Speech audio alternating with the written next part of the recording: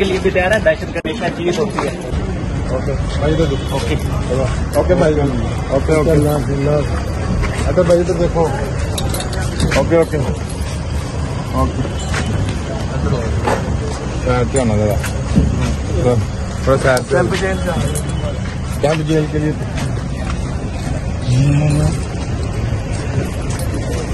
पीछे हो गया थोड़ा पीछे हो।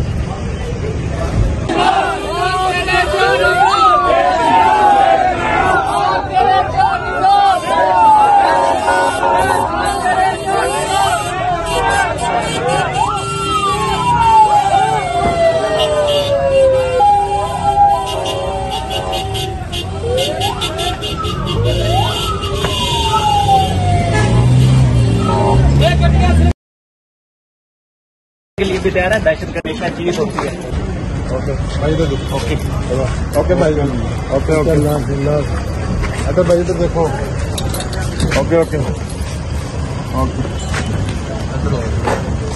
ध्यान दादा थोड़ा सा कैंप जेल के लिए